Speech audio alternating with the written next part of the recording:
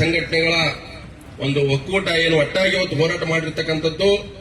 ವಿಶೇಷವಾಗಿ ಹಿಂದೆ ನಾವು 2015-16 ಮಾಡಿದಾಗಲೂ ಕೂಡ ನಮ್ಮ ರೆಡ್ಡಿ ವೀರಣ್ಣವರು, ಭೂತಯ್ಯನವರು, ನಮ್ಮ ರೆಡ್ಡಿ ಯುವ ನಾಯಕರಂತ ರೆಡ್ಡಿ ವೀರಣ್ಣವರು, ನಮ್ಮ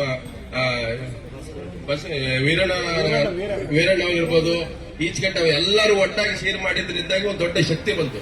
ಇವತ್ತು ಕೂಡ ಇದು ಮರಣ ಶಾಸನ, ಕೆಡಿತಿಪ್ಪೇಸ್ವಾಮಿ ಹೇಳಿದಾಗೆ ಇದು ಮರಣ ಶಾಸನ. ಭೂತಯ್ಯನವರು ಹೇಳೋ ಪ್ರಕಾರ ಇದು ಯಾರಿಗೂ ಕೂಡ ಅರ್ಥ ಆಗ್ತಾ ಇಲ್ಲ. ಯಾರೋ 4 ರೈತರು ಮಾಡ್ಕೊಳ್ಳಿ ಬಿಡ್ರಿ ಅನ್ನೋ ತರ ಕಾಯ್ತಾ ಇದ್ದಾರೆ. ನಾಳೆಗೆ ಇದು ಟಾಟಾ ಅಲ್ಲ, ಯಾವುದೇ ಕಂಪನಿಯವರು ಬಂದ್ರು ಖಾಸಗೀಕರಣ ಅನ್ನುವಂಥದ್ದು ಇದು ನಮಗೆ ಚಪ್ಪಡಿ ಕಲ್ಲೆಳೆಯುವಂಥದ್ದು.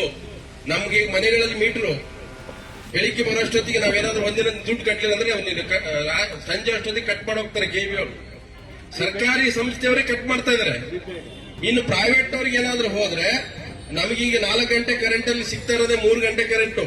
ನನಗೆ ಇನ್ನು 2 ಗಂಟೆ ಕರೆಂಟ್ ಸಮಯ 3 ಸಲ ತೆಗೆದಿದ್ದಾರೆ. ನೀವು 4 ಗಂಟೆ ಕರೆಂಟ್ ಅಲ್ಲಿ 3 ಸಲ 4 ಸಲ 15 ನಿಮಿಷ ಹೋದ್ರೆ 2.5 ಗಂಟೆ ಕರೆಂಟ್ ಸಿಗುತ್ತೆ. ಸೊ ಅಷ್ಟೊತ್ತಿಗೆ ನೀವು ಮೀಟರ್ ಹಾಕಿದ್ರೆ ನಾವು ತಿಂಗಳಿಗೆ ಇವರಿಗೆ 10,000 15,000 ಕಟ್ಟಕ್ಕಾಗತ್ತಾ? ನಾವು ಬೆಳೆದಿರೋ ಬೆಲೆನೇ ಇವತ್ತು ನಮಗೆ 3 ಕಾಸಿಗೆ ಬೆಲೆ ಸಿಗ್ತಾ ಇಲ್ಲ. ಇವತ್ತು ನಾನು ಹಿಂಗಳದೊಳಗೆ ಬರ್ಬೇಕಾದ್ರೆ ನಮ್ಮ ಸ್ನೇಹಿತರೊಬ್ಬರು ಅಲ್ಲಿ ಕರೆದಿದ್ರು, ಹೋಗಿದ್ದೆ. 2 ಎತ್ತುಗಳು ಮೊನ್ನೆ ಮಾರಿದಾರಂತೆ. ನಮಗೆ ನೀರಿಲ್ಲ, ದನಗಳಿಗೆ ನಾವು ಮೇವು ಹಾಕಕ್ಕಾಗ್ತಾ ಇಲ್ಲ. ಇನ್ನು ನಾವು ದನ ಎತ್ತುಗಳು ಸಾಕಿ ನಾವು ಎಲ್ಲಿ ಜೀವನ ಮಾಡೋದು? ನಾವು ಹೊಲ ಮನೆ ಬಿಟ್ಟು ಹೋಗುವಂತ ಪರಿಸ್ಥಿತಿ ಗುಳೆಗೆ ಹೋಗುವಂತ ಪರಿಸ್ಥಿತಿ ಇದೆ. ಇದು ಖಾಸಗೀಕರಣ ಅನ್ನೋದು ಎಷ್ಟು ಡೇಂಜರ್ ಅಂತಂದ್ರೆ ಬಹಳ ಚೆನ್ನಾಗಿ ಕಾಣುತ್ತೆ. ಅವರು ಬಹಳ ಪಾಶ್ ಆಗಿ ತುಂಬಾ ನೀಟಾಗಿ ಕ್ಲೀನ್ ಆಗಿ ಬರ್ತಾರೆ. ಬಂದ ಮೇಲೆ ನಮ್ಮನ್ನೇ ನೀಟಾಗಿ ಕ್ಲೀನ್ ಮಾಡ್ಬಿಡ್ತಾರೆ. ರೈತರು ಎಚ್ಚೆತ್ಕೋಬೇಕು. ಈಗಾಗಲೇ ಖಾಸಗೀಕರಣ ಹಾಗಿದ್ರೆ ಖಾಸಗೀಕರಣ ಮಾಡೋದಾದ್ರೆ ನೀವು ಸರ್ಕಾರ ಯಾಕೆ ನಡೆಸಬೇಕು? ನೀವು ಸರ್ಕಾರದಲ್ಲಿ ಮಂತ್ರಿಗಳು ಹಾಕ್ಬೇಕು, ನಿಮ್ಗೆ ಇಲಾಖೆಗಳು ಹಾಕ್ಬೇಕು. ಎಲ್ಲವೂ ಒಂದು ರೈಲ್ವೆ ಖಾಸಗೀಕರಣ ಅಂತ ಹೇಳ್ತೀರಿ, ಆಸ್ಪತ್ರೆಗಳು ಖಾಸಗೀಕರಣ ಅಂತ ಹೇಳ್ತೀರಿ, ಸ್ಕೂಲ್ಗಳ ಖಾಸಗೀಕರಣ, ರಸ್ತೆಗಳು ಬೂಟ್ ಅಂತ ಹೇಳ್ತೀವಿ. ಅಂದ್ರೆ ಆ ಮ್ಯಾನೇಜ್ಮೆಂಟ್ ಅಂಡ್ ಅದ್ರದ್ದು ಮೇಂಟೆನೆನ್ಸ್ ಅಂತ ಅದು ಕೂಡ ಖಾಸಗೀಕರಣ. ಇವತ್ತು ಟೋಲ್ ಅಲ್ಲಿ ಹಿರಿಯೂರು ಚಿತ್ರದುರ್ಗ ಬರ್ಬೇಕಾದ್ರೆ ಒಂದು ಗಾಡಿ ಒಂದೊಂದು 100 ರೂಪಾಯಿ ಕೊಡ್ಬೇಕು, ಅದು ಪ್ರೈವೇಟೇ. ಪ್ರತಿಯೊಂದು ಖಾಸಗೀಕರಣ ಮಾಡೋದ್ರಿಂದ ನಮ್ಮ ಮುಂದೆ ರೈತರಿಗೆ ಇದು ಒಂದು ರೀತಿ ಮರಣ ಶಾಸನ ಆಗುತ್ತೆ. ಈಗಿನ ರಾಜ್ಯ ಸರ್ಕಾರ ಏನು ಹೊಸ ಚೀಫ್ ಮಿನಿಸ್ಟರ್ ಇದ್ದಾರೆ, ಕೇಂದ್ರ ಸರ್ಕಾರ ಇಬ್ರು ಸೇರಿ ರೈತರನ್ನ ಉಳಿಸುವಂತ ಕೆಲಸ ಮಾಡಬೇಕು. ನಮ್ಮ ಹಳ್ಳಿಗಳಿಗೆ ಮೀಟರ್ ಹಾಕಕ್ ಬಂದ್ರೆ ನಾವ್ ಯಾರು ಬಿಟ್ಕೊಳ್ಳೋದು ಬೇಡ.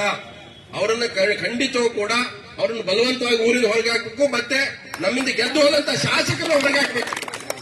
ಮೇನ್ ಇರೋದು ನಾವ್ ಯಾರನ್ನ ಆಯ್ಕೆ ಮಾಡಿದೀವಿ, ನಮ್ಮ ಪ್ರತಿನಿಧಿಗಳು ಯಾರು ವಿಧಾನಸಭೆಯಲ್ಲಿ ಪಾರ್ಲಿಮೆಂಟ್ ಅಲ್ಲಿ ಇರ್ತಕ್ಕಂಥವ್ರು, ನಮ್ಮ ಸಂಸದರು, ಶಾಸಕರು, ಅವ್ರೇನು ಕತ್ತೆ ಕಾಯ್ತಾ ಇದಾರ? ಅವರಿಗೆ ಇದ್ರ ನೋವು ಅರ್ಥ ಆಗಲ್ವಾ? ನಮ್ಮ ಇಡೀ ದೇಶದ ರಾಜ್ಯದ ರೈತರ ಸಮಸ್ಯೆಗಳೇನು? ಇವತ್ತು ನಾವು ರೈತರ ಬೆಳೆಗಳನ್ನ ದ್ವಿಗುಣ ಮಾಡಿಕೊಡ್ತೀವಿ, ಡಬಲ್ ಮಾಡ್ತೀವಿ ಅಂತ ಹೇಳಿದ್ರು. ಏನ್ ಮಾಡಿದ್ರು? ಇವತ್ತು ಸಾಲ, ನಮ್ಮ ಸಾಲ ಜಾಸ್ತಿ ಆಗಿತ್ತು. ಇವತ್ತು ನಮ್ಮ ಟ್ಯಾಂಕರ್ ನೀರು ಬಿಟ್ಟಿದ್ದಾರೆ. ಇದು ಚಿತ್ರದುರ್ಗ ಜಿಲ್ಲೆಯಲ್ಲಿ ತೋಟಗಳು ಕೈ ಬಿಟ್ಟಿದ್ದಾರೆ. ಸಾಲ ಮಾಡ್ಕೊಂಡು ಇವತ್ತು ಯಾರು ಕೂಡ ದನಕರುಗಳು ಸಾಕಾಗ್ತಾ ಇಲ್ಲ. ಇವತ್ತು ಮುಂಗಾರು ಕೈ ಕೊಟ್ಟಿದೆ. ಅದ್ರ ಮಧ್ಯೆ ಅವರು ಮೀಟರ್ ಹಾಕ್ತಾರೆ ಅಂತೇಳಿ. ಅವ್ರು ಮೀಟರ್ ಇದ್ರೆ, ಈ ಸರ್ಕಾರಗಳಿಗೆ ಏನಾದ್ರು ಮೀಟರ್ ಇದ್ರೆ, ನಾನು ಈ ಭಾಷೆ ಬಳಸಬಾರ್ದು, ಆ ಮೀಟರ್ ಇದ್ರೆ ಅವ್ರು ಮೀಟರ್ ಹಾಕಕ್ ಬರ್ಲಿ, ರೈತರ ಶಕ್ತಿ ಏನನ್ನು ತೋರಿಸ್ತೀವಿ. ಇದು ದಯಮಾಡಿ ಮತ್ತೊಮ್ಮೆ ನಾವು ಮನವಿ ಮಾಡ್ಕೊತೀವಿ ರಾಜ್ಯ ಮತ್ತು ಕೇಂದ್ರ ಸರ್ಕಾರಕ್ಕೆ. ನಮ್ಮನ್ನು ಗೆದ್ದಂತ ಶಾಸಕರು, ಸಂಸದರಿಗೆ ನಾವು ಊರುಗಳಲ್ಲಿ ಬಿಟ್ಕೋಬಾರದು. ಅವರಿಗೆ ಮೊದಲು ಬಹಿಷ್ಕಾರ ಹಾಕ್ಬೇಕು. ಅವ್ರು ನೀವು ಪ್ರಶ್ನೆ ಮಾಡ್ಬೇಕಾಗಿರೋದು, ನಾವ್ಯಾಕ್ರೆ ಬಿಸಿಲಲ್ಲಿ ಬಂದು ಕೊಡ್ಬೇಕು? ನಾವು ಓಟ್ ಹಾಕಿದ್ವಿ ಅವ್ರಿಗೆ ಕೆಲಸ ಕಳಿಸಿದ್ವಿ. ಅವ್ರ ಬಾಯಿಗೆ ಡಬ್ಬಡ ಹಾಕೊಂಡ್ಬಿಟ್ಟು ಬಾಯಿಯನ್ನ ಹೊಲ್ಕೊಂಡು ಕೂತಿದ್ದಾರೆ. ಒಬ್ಬ ಶಾಸಕರು ಮಾತಾಡೋದು ಇದ್ರ ಬಗ್ಗೆ. ಇವತ್ತು ಇಡೀ ರಾಜ್ಯದ ಕೋಟ್ಯಾಂತರ ರೈತರು ಇವತ್ತು ಬೀದಿಯಲ್ಲಿ ಸಾಯ್ತಾ ಇದ್ರೆ ಇವತ್ತು ಮೀಟರ್ ಹಾಕ್ಬೇಕಾ ಹಾಕಬಾರ್ದಲ್ಲ? ಒಬ್ಬರಾದ ಶಾಸಕರು ಸ್ಟೇಟ್ಮೆಂಟ್ ಕೊಟ್ಟಿದಾರ? ಒಬ್ಬರು ಸಂಸದರು ಮಾತಾಡಿದಾರ? ಎಲೆಕ್ಷನ್ ಟೈಮಲ್ಲಿ ಊರೂರು ಬಂದ್ ಮಾತಾಡ್ತಾರೆ, ನಾವು ರೈತರು ಉಳಿಸ್ತೀವಿ, ನೀರು ತರ್ತೀವಿ, ನಾವು ಅದು ಮಾಡ್ತೀವಿ, ಇದು ಮಾಡ್ತೀವಿ ಅಂತ. ಒಬ್ಬ ಶಾಸಕ, ಒಬ್ಬ ಸಂಸದ ಮಾತಾಡ್ತಾ ಇಲ್ಲ.